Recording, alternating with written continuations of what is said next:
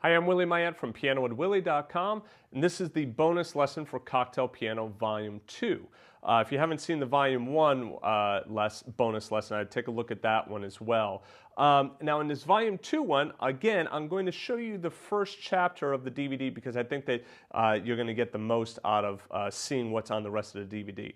Volume 1 talked about arranging a standard in different styles. Volume 2 talks about soloing. So if you're interested in improving your improvisation and learning how to solo, then this would be the DVD for you. This is soloing on more of a basic to intermediate level. So if you're new to improvisation, then this would be good for you. All right, so see you in the lesson.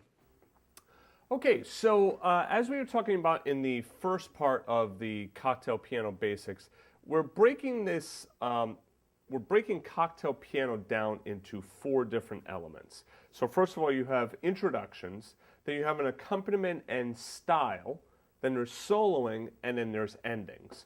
So these 4 elements are the basics for, coming together, creating some type of basic cocktail piano arrangement. Of course, within each of those different concepts, within each of those 4 different elements, there's a wide range of skills. So you could be a beginning improviser, or you could be a master improviser. You could know just a little bit about styles, or know how to do a bass line, or you could have been doing it for years and you feel very comfortable with it. All right. So you don't get hung up on that range.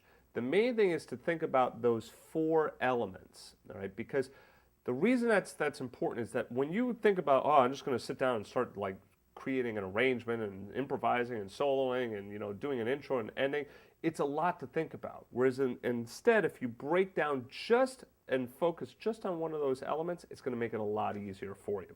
So what we're going to be doing in this second half here is we're going to be working on soloing and on endings. So the first thing I have here in soloing is the simple rhythm with the root, 9th, and the 3rd.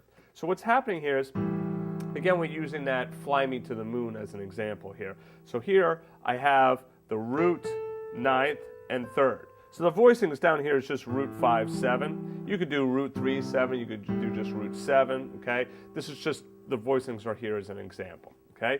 So in the right hand, you could create these 3-note cells. And a cell is just a grouping of notes, okay?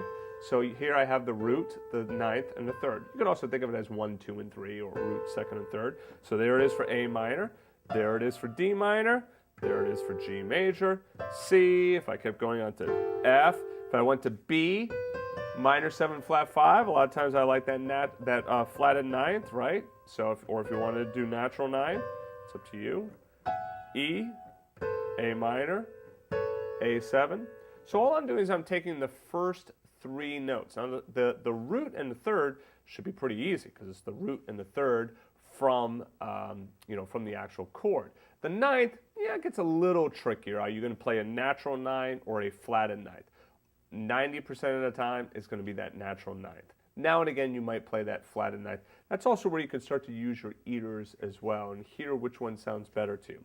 All right, so what I'm doing is I'm just creating some lines, so real simple lines, just using that root, 9th, and 3rd. So here I have.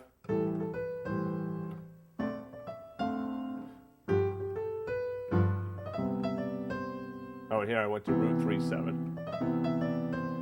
Okay, now obviously that improvisation isn't going to win any awards, but what I'm thinking is if you have to improvise over something quickly or you need a starting place, okay, that's not too bad. And you can hear that, okay, it sounds okay. Those notes are always going to sound good together, the root, the 9th, and the 3rd. So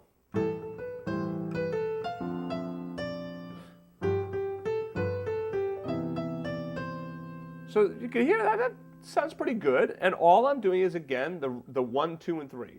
First, second, and third notes. Okay? So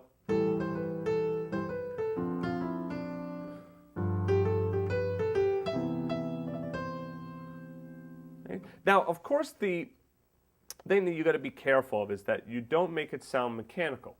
There, I'm trying to still make it sound musical. If you're going to play like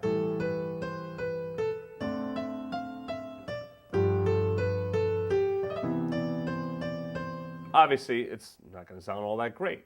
So what you want to try focusing on is just try playing those 3 notes and making it musical. Make it light, make it bouncy, you know, make it feel, you know, good. Make it feel like you're saying something. That's not robotic.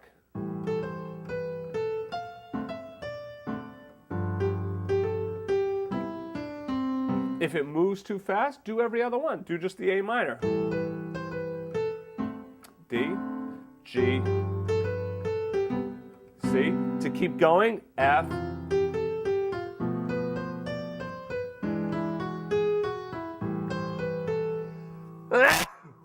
excuse me.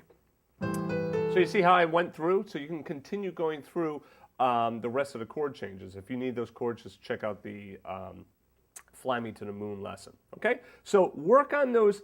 There's simple rhythm here. I just did 8th notes, D, ba, D, ba. Just take a simple rhythm and just use those first 3 notes and try and exhaust all the possibilities that you can with those 3 notes. Don't forget, you can also do double stops.